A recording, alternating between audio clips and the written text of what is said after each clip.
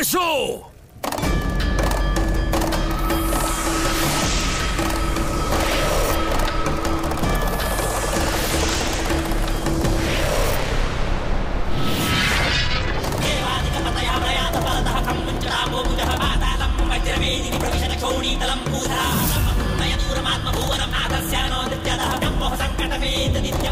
না মহাদেব, যাবেন না মহাদেব।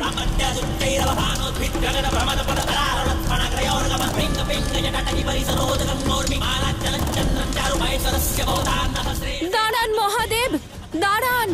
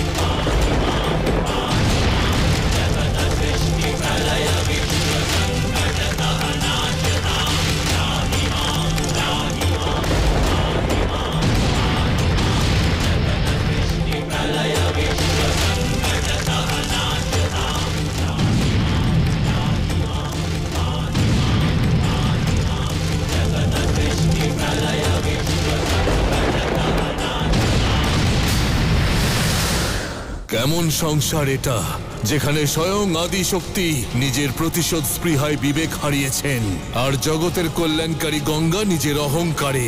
যেখানে দেবতাদের এমন পরিস্থিতি, সেখানে সাধারণ প্রাণীদের কি হবে?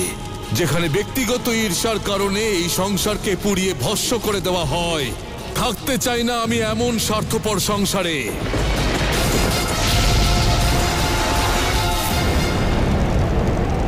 এই বিষয়েরই তো ভয় ছিল নারায়ণ, যেই গঙ্গা পার্বতীর সমস্যায় মহাদেব ক্রোধের পরাকাষ্ঠায় না পৌঁছে যান। যেরকম দেবী সতীর মৃত্যুর পরে হয়েছিলেন, সেরকম না হয়ে যান।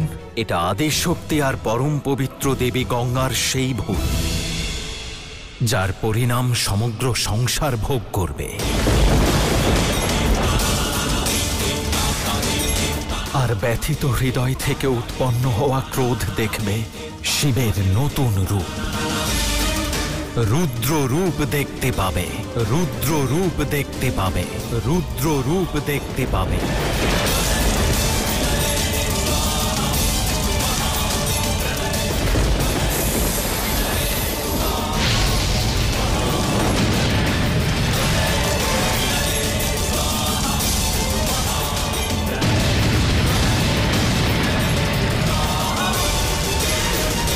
আরাধ্য, দয়া করে এই ঘটনাটা আটকান। আরাধ্য, আটকান। প্রভু, এমনটা এর আগে কখনো হয়নি যে মহাদেব রুষ্ট হয়ে কৈলাস ছেড়ে চলে গেছেন। প্রভু, মহাদেব সংসার থেকে বিলুপ্ত হওয়ার কথা বলছেন। সংসারে অনর্থ কিভাবে সহ্য করবে? যদি এমনটা হয়, তাহলে সংসারের বিনাশ ঘটবে। প্রভু,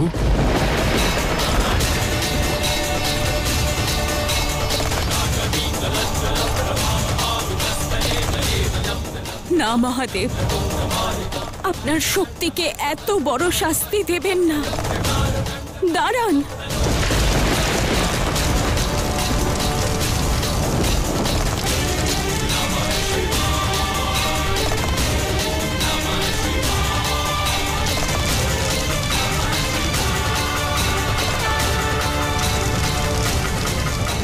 যদি আপনি সংসারের মহাদেব হন, তাহলে আমিও আদিশক্তি, পর্বতরাজের কন্যা পার্বতী। আর আমি আমার পিতার মতোই দৃঢ় থাকব। আপনাকে আটকিয়েই ছাড়ব, যেতে দেব না আপনাকে। পর্বতেরা, আমি পর্বতরাজের কন্যা পার্বতী আপনাদের আহ্বান জানাচ্ছি, আপনাদের আহ্বান জানাচ্ছি, আপনাদের আহ্বান জানাচ্ছি। আটকা আটকান মহাদেবকে।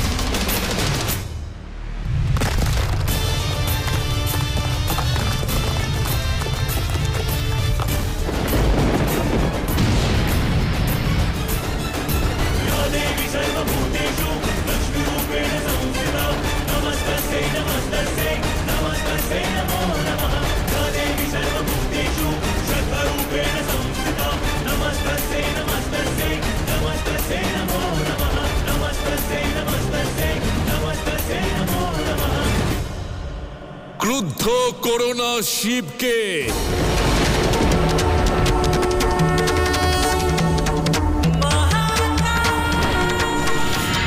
না মহাদেব, না, নিজের জামাতাকে অনুরোধ করছি, আপনি আমার জামাতা, আপনাকে এভাবে রুষ্ট হয়ে চলে যেতে দিতে পারি না।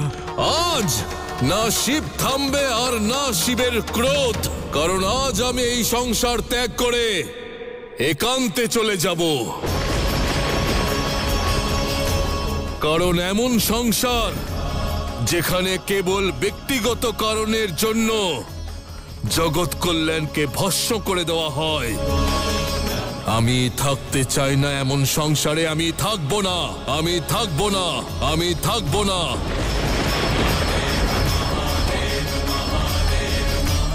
সরে যাও আমার পথ থেকে।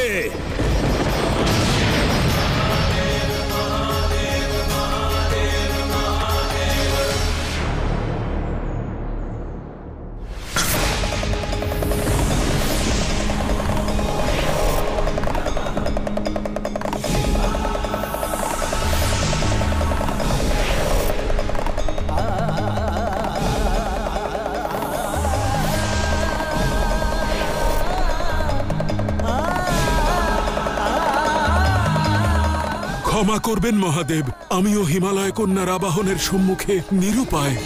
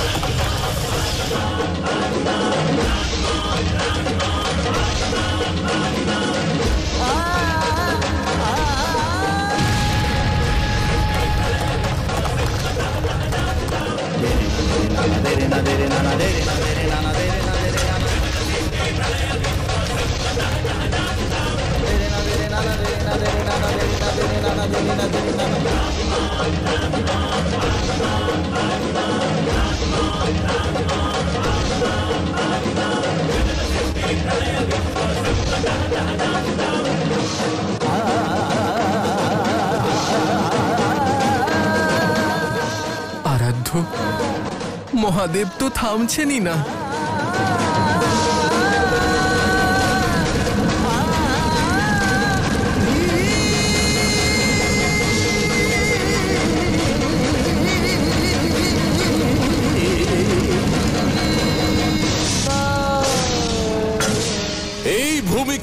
আজ অভিশাপ দিচ্ছি যে আজকের পর এখানে একটিও বৃক্ষ, একটিও চারা গাছ জন্মগ্রহণ করবে না।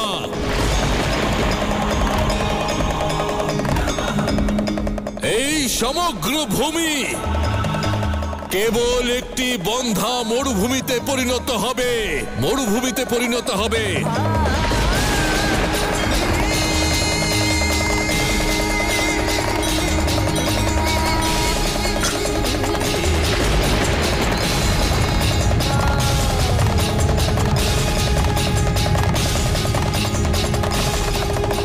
কিছু করুন প্রভু, কিছু করুন।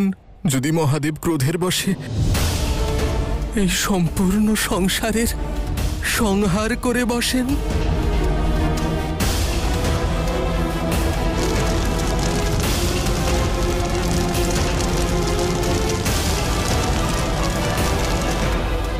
গঙ্গা জল, মহাদেবের সম্মুখে গিয়ে ওনার পথ আটকাও, পথ আটকাও, পথ আটকাও।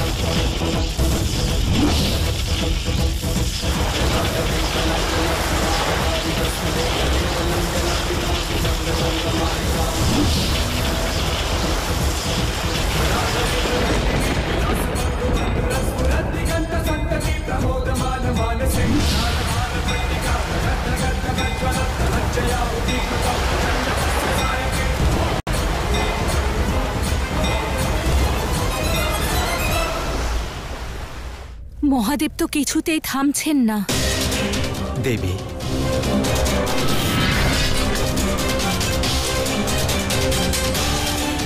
মহাদেবের এই রূপকে কোনো শক্তি আটকাবে, এমন শক্তি যে স্বয়ং আদিশক্তিরও নেই। দেবী পার্বতী, দেবী গঙ্গা, ক্ষমা করুন, কিন্তু ভুল আপনাদের দুজনেরই।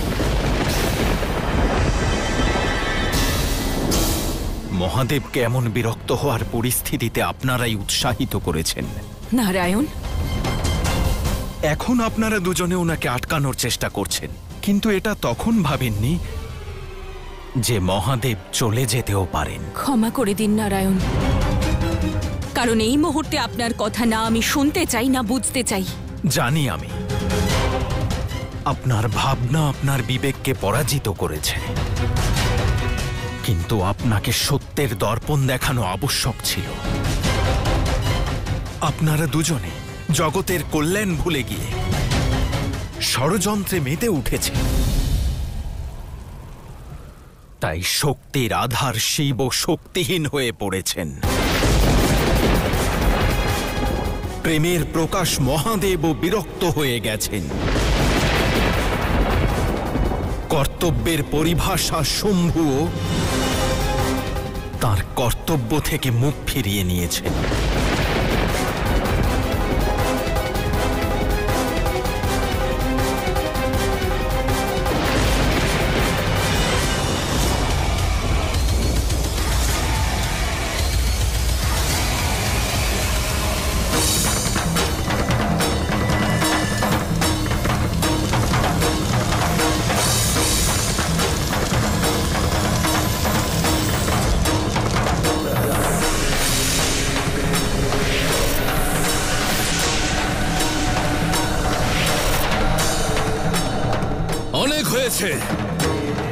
অনেক হয়েছে শিবের কর্তব্য পালন। এবার নিজেকে এই সম্পূর্ণ সংসারের সকল কর্ম, সকল দায়িত্ব আর সকল কর্তব্য থেকে অব্যাহতি দিচ্ছে শিব স্বয়ং, অব্যাহতি দিচ্ছে শিব স্বয়ং, অব্যাহতি দিচ্ছে শিব স্বয়ং।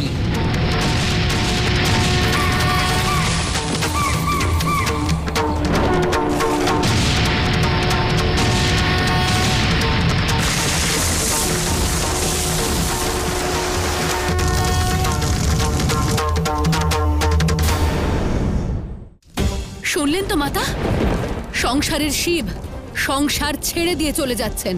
আমার প্রতিশোধের গতি বেড়ে যাচ্ছে।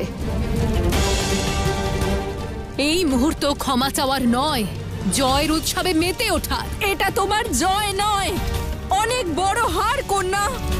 আর মনে রেখো, এই অনর্থের জন্য সংসার তোমাকে সদা দোষী মানবে। জয়ের আনন্দে ছিটে ফোটা কলঙ্কের দাগও থাকে মাতা। সংসার আমায় যা বলে বলুক, মনসার উদ্দেশ্য শুধুমাত্র শিব শক্তির পরাজয়।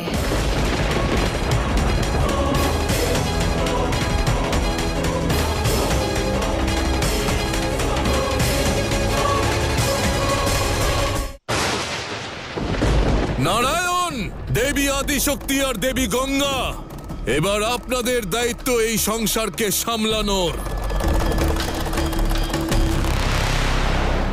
কারণ আমি এই শিব নিজেকে এই সংসারের সেবা থেকে মুক্ত করে দিচ্ছি, মুক্ত করে দিচ্ছি, মুক্ত করে দিচ্ছি।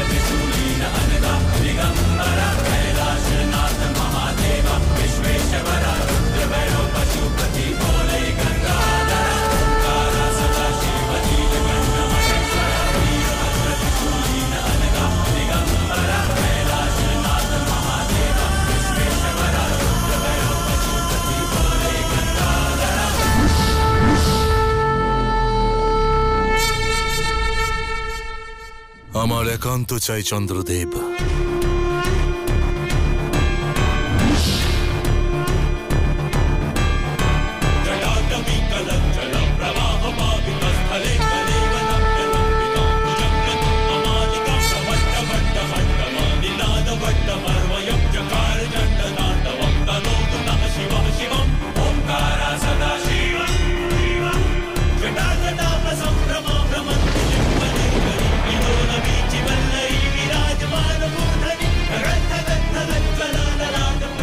বাসুকি, আমি তোমাকেও ত্যাগ করছি।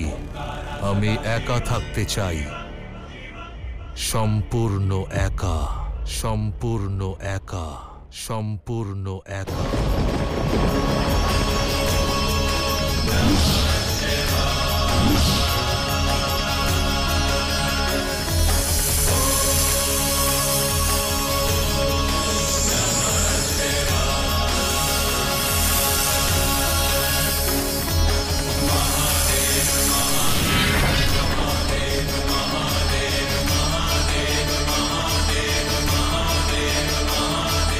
দাঁড়ান মহাদেব, সংসারের থেকে মুখ ফেরাবেন না। আমার সেবায় কি ত্রুটি রয়েছে? না বাসুকি, তোমার কর্মে কোনো ত্রুটি নেই। ত্রুটি সম্ভবত আমার কর্মের মধ্যে রয়েছে। সেজন্যই তো যে ধরনের সংসার আমি চেয়েছিলাম তেমন সংসার বানাতে পারলাম না।